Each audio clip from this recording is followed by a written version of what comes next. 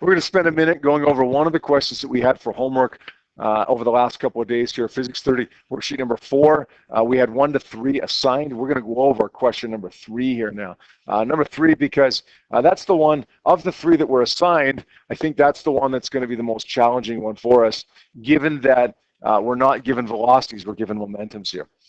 The question says a 4-kilogram ball traveling north with a momentum of 11.2 collides with a 6-kilogram ball traveling west with a momentum of 18. The two balls stick together and head off as one. What's the momentum of the combined mass? What's the velocity of the combined masses? And then what's the momentum of the system before the collision? So a few things that we're asked to solve for here. Let's draw this out.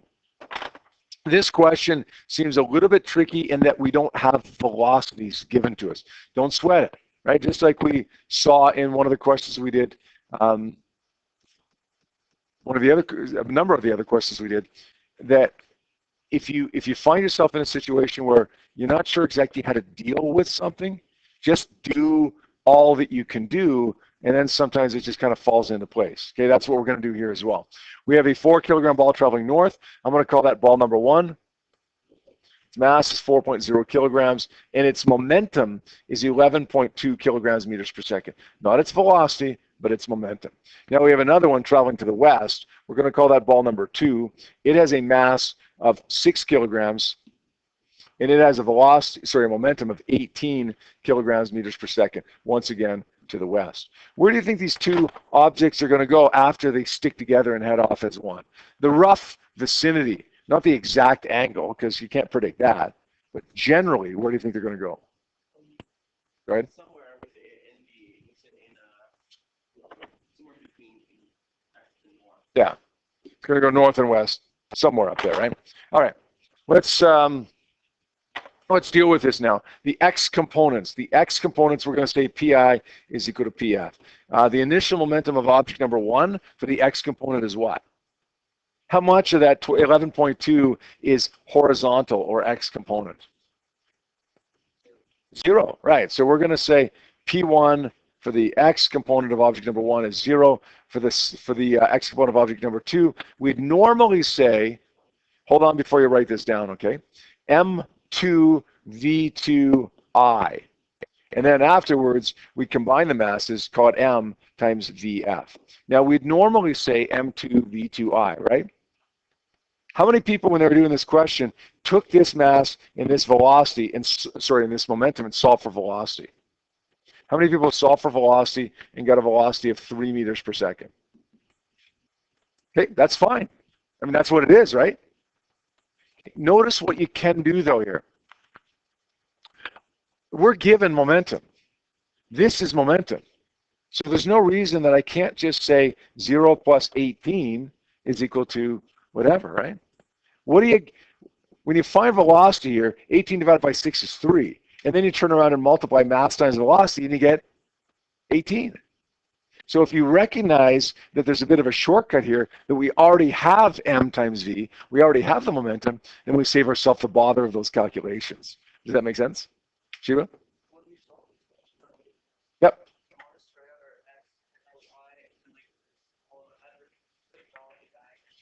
You should show it like this. Now, if it's a multiple choice question, Shiva, like I'm not marking that, right? Because I'm not going to see your work. But you should still do that because it's valuable to do that. We're less likely to make a mistake if we're structured and we show that work, even if it is multiple choice and you're not getting marked on that work. All right. MVF. You know what? I'm going to just say PF. Right? I'm just going to say PF. I don't need the MV. In fact, I could have just skipped this step entirely, right? I could have just went straight to here and said the initial momentum of object 1 x component is 0. Object 2 should be negative 18, actually, shouldn't it? Because it's to the left. And then it's equal to the final momentum, x component.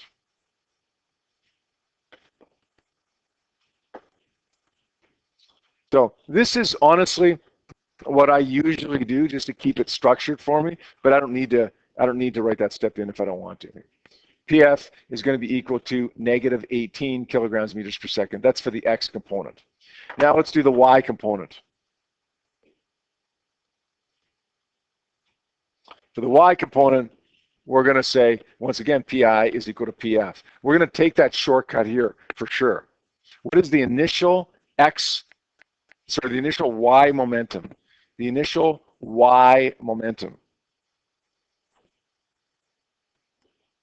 for object number 1, that is 7.2. The initial Y momentum for object number 2 is 0. Equals the final momentum. So the final momentum is going to be equal to simply 11.2 kilograms meters per second. Now, what we can do here is combine these momenta. We can combine velocities if that's the way you did it, but we can also combine momenta here.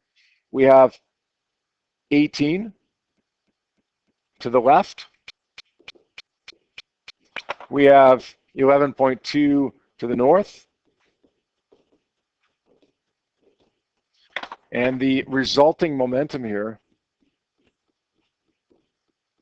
will be the hypotenuse. So we can solve for that using the Pythagorean theorem. Works out to be 21.2 kilograms meters per second. And the angle, using the inverse tan function, works out to be 31.9 degrees north of west. How do you find the velocity? Well, if you used velocities like lots of you did, then you'd have a velocity right now. And then you'd multiply that by mass to get the momentum. I have momentum, so I'm going to divide it by mass to get velocity. 21.2 divided by 10 kilograms, which is the combined mass, gives me 2.12 meters per second. And both, as they say, are at the same angle of 31.9 degrees north of west. That's the final velocity, the final momentum. What's the initial momentum of this system? What is the initial momentum of this system? How would I go about doing that? Sorry? Adding them? Like 18 plus 11.2? Can't do that because it's a two-dimensional problem, right? So you can't ever add an X momentum to a Y momentum that way. You have to do it, right, vectorially. Perfect, perfect. Don't even say opposite direction. It's not opposite direction. The impulse between the two objects is opposite, but the initial momentum is not equal and opposite to the final. It's equal to the final. So if the final is 21.2 at 31.9 degrees north of west, then the initial is also 21.2 at 31.9 degrees north of west. All right?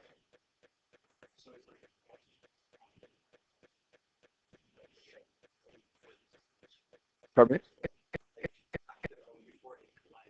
Yep. Yeah, well, yeah, you were supposed to solve for two of them here because it asks for you for the final and the initial momentum. The final momentum we just solved for, 21.2, and then the initial momentum, well, effectively we've just solved for it because it's always the same as the final. Okay? Always the same as the final. Even when it's at a funny angle like this, it's always the same as the final. Anyways?